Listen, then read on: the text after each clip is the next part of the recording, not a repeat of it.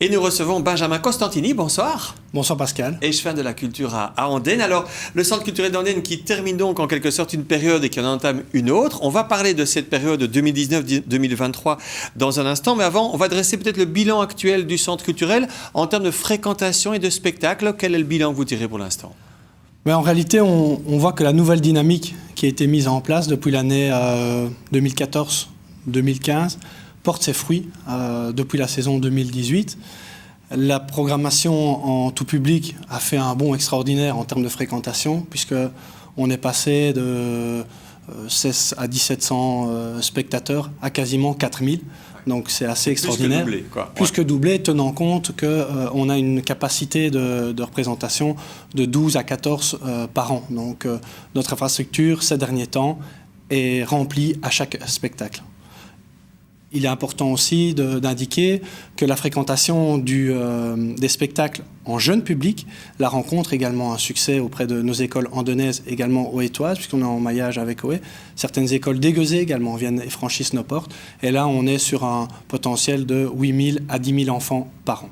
Très bien. Alors, c'est évidemment pas évident d'exister entre le centre de Namur, on l'a vu avec le centre culturel, et oui, par exemple. Du coup, comment vous démarquez-vous, comment vous portez-vous par rapport à ces deux centres et comment existez-vous, je dirais ? Alors, je pense qu'il y a la partie programmation, et donc là, on a une volonté de travailler avec le tissu socioculturel local, qui est très riche. On a sur Andenne des talents assez extraordinaires. On a des associations de théâtre, de groupements wallons. On a des sociétés de musique, des fanfares, des chorales assez extraordinaires. On travaille en collaboration avec eux, évidemment. Mais ces derniers temps, on a fait aussi le choix de revenir à une programmation avec des têtes d'affiche. Pas trop, 3 à 4 sur l'année. Et on remarque que ces têtes d'affiche drainent sur l'ensemble de notre saison un public qui ne viendrait pas si on ne faisait uniquement que du local. D'accord, donc c'est vraiment un bon dosage des deux, un bon équilibre. On essaye. Alors je le disais, une nouvelle reconnaissance, c'est une bonne nouvelle pour vous ça, je dirais. Excellente nouvelle, ouais. Très heureux, parce que c'est le fruit d'un travail de longue haleine qui a commencé à partir de l'année 2016 jusqu'à juin 2017, où on a introduit notre dossier de reconnaissance valable à partir du 1er janvier 2019. Alors, plus de subsides, et donc quoi ? Plus de spectacles, plus d'animations ?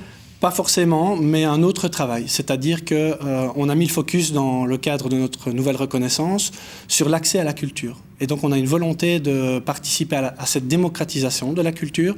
Donc on va décentraliser des activités, ce qui prend beaucoup de temps, d'énergie et qui coûte de l'argent. Mais on est convaincu que c'est en allant chercher les gens, nos populations dans leur village, dans leur cité, dans leur environnement, qu'on va pouvoir les intéresser à la culture et faire en sorte que toute une série de barrières puissent disparaître. Ouais, je le disais, plus proche vraiment de votre public, ça c'est votre ADN, Tout à fait. À Andenne.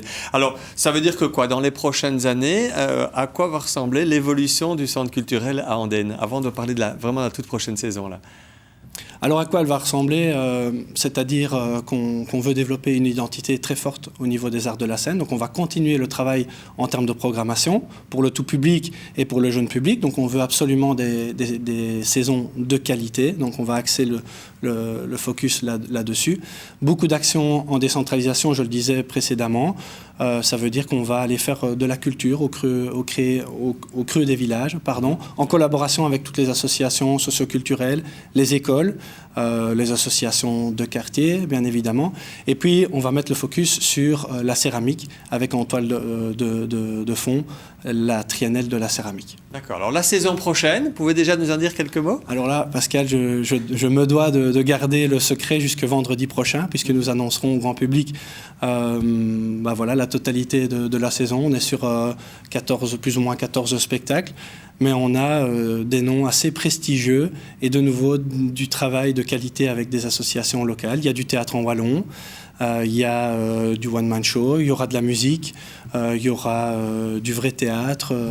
Donc voilà, de nouveau une belle saison qui sera riche dans sa diversité et dans son offre culturelle. Et on maintient suspense jusqu'à la semaine prochaine. Voilà. Alors. En tout cas, un numéro de téléphone et un site internet pour se renseigner. Pour déjà réserver, on peut déjà réserver son abonnement pour la saison prochaine? Alors on peut déjà aller chercher, mais voilà, je vais dire officiellement, on ouvre la possibilité aux abonnements à partir de vendredi. Donc le lancement de cette nouvelle saison, c'est vendredi, c'est au Centre culturel d'Andenne, rue de la Papeterie. Et donc voilà, c'est un immanquable. J'y invite l'ensemble de nos téléspectateurs. Voilà, l'invitation est lancée. Merci beaucoup en tout cas. Merci Pascal. Et bonne soirée.